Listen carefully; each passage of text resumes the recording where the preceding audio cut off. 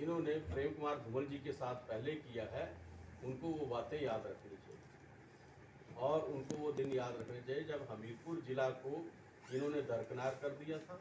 हमीरपुर से किसी को मंत्री तक नहीं बनाया था। हमीरपुर में कभी कोई काम नहीं हुए पाँच वर्षों में, और आज उनको धूमल साहब की याद आ गई। ये सब बातें जो हैं वो धूमल साहब के जहन में भी और हमीरपुर क्षेत्र की जनता के जहन में भी। सर यहाँ पर एक सवाल मेरा रहेगा, जो 6 विधायक हैं कांग्रेस पार्टी में पहले विधायक थे, वो अब भाजपा के प्रत्याशी हैं। आपके 6 विधायक आपको छोड़कर चले जाते हैं भाजपा में। एकदम से ये फैसला नहीं हो सकता क्योंकि काफ़ी समय लगा होगा इन सब चीज़ों को करने में, तो कहीं ना कहीं ये माना जाए कि सरकार का जो तंत्र है जो वो कहीं ना कहीं फेलियर हुआ है। इसमें क्या कहेंगे? नहीं, सरकार के तंत्र के फेलियर होने की का सवाल ही पैदा नहीं होता। हमें तो शुरू से पता था कि इन्होंने जाना है। जब ठाकुर सुखविंदर सिंह सुक्खू जी मुख्यमंत्री बने और वो हमीरपुर में पहली बार आए, तो उस वक्त कौन उसमें नदारद था? राजेंद्र राणा जी शुरू से लेके नहीं आए, तो उस वक्त से हमें पता था कि इन्होंने पाला बदलना है। और भी जो लोग थे वो कोई पद के लिए गिड़गिड़ा रहा था, कोई अपने क्रैशर के लिए गिड़गिड़ा रहा था, कोई किसी चीज़ के लिए गिड़गिड़ा रहा था।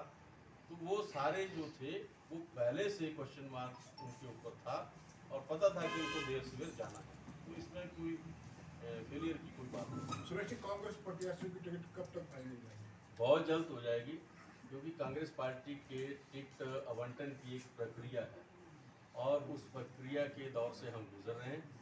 आज भी हमारी दिल्ली में बैठक चली है, बहुत जल्द हमारी जो है वो टिकटों की घोषणा हो जाएगी। ये टिकट संगठन से बाहरी व्यक्ति को मिल सकते हैं, संगठन के व्यक्ति को भी?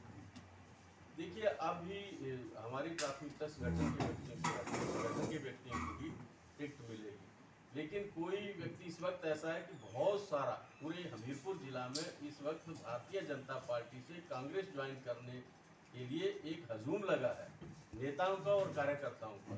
तो उनको भी देखा जा सकता है कि जैसे वो कांग्रेस पार्टी को ज्वाइन करते हैं, तो उनके बारे में भी विचार किया जा सकता है। सुरेश जी, 6 सीटों पर चुनाव हो रहा है। एक छोटा सा प्रश्न ये है कि जब आपको शुरू से पता था कि बहुत से लोग नाराज हैं, तो उनको मनाने का क्या प्रयास किया गया? देखो, जिसने मन बना लिया है, जिसने जाना है, उसको आप कितना भी प्रयास कर लो वो नहीं मानेंगे, क्योंकि उनको जो चीज़ चाहिए थी वो चीज़ सरकार नहीं दे सकती। उनकी मन मुताबिक माइनिंग की पॉलिसी सरकार नहीं दे सकती।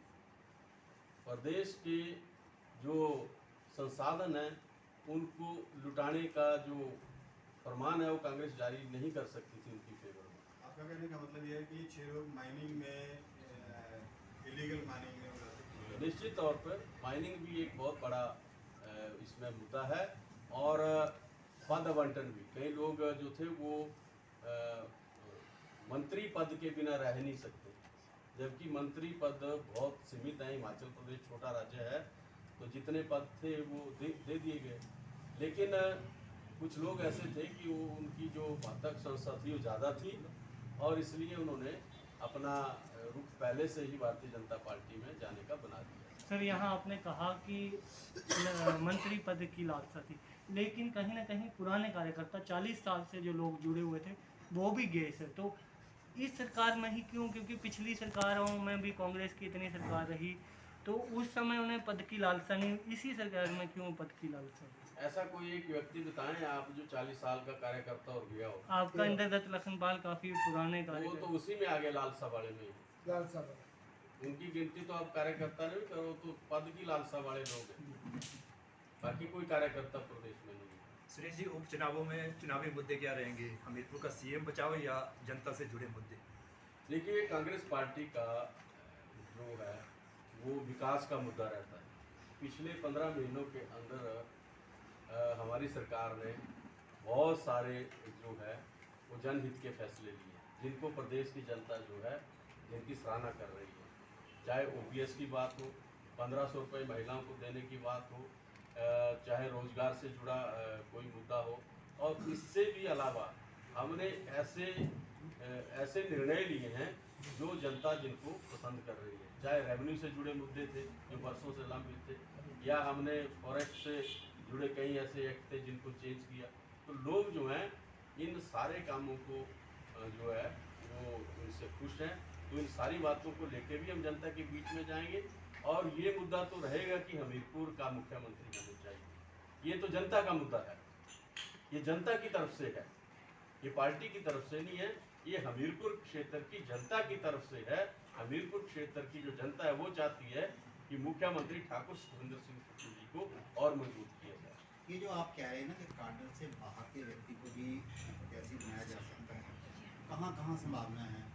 पीछे देखिए, ये मैंने ये नहीं कहा कि संभावना कहाँ कहाँ, मैंने ये कहा कि बाहर से भी भारतीय जनता पार्टी के बहुत सारे नेता, बड़े कद के नेता जो हैं वो भी पार्टी को ज्वाइन करने की इच्छा जाहिर कर रहे हैं।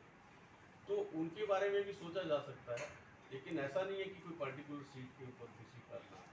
हमीरपुर जिला का बक्सर और सुल्तानपुर में कुछ ऐसा चल रहा है, तो विचार है कुछ? अभी इस बारे में कोई ऐसी ये नहीं है। अभी हमारा सर्वे चल रहा है, सर्वे की रिपोर्ट एक आ गई है, एक सर्वे और चल रहा है।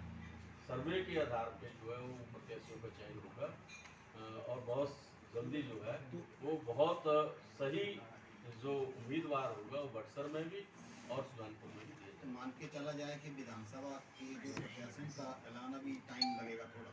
हाँ, उनके लिए अभी हमारी जो प्राथमिकता है लोकसभा की है, तो हमारा 1-2 दिन में लोकसभा का जो लिस्ट है फाइनल होगी, और उसके बाद फिर हमारी विधानसभा की जो प्रक्रिया है वो चल रही है, उसका फिर हम लिस्ट लगाएंगे।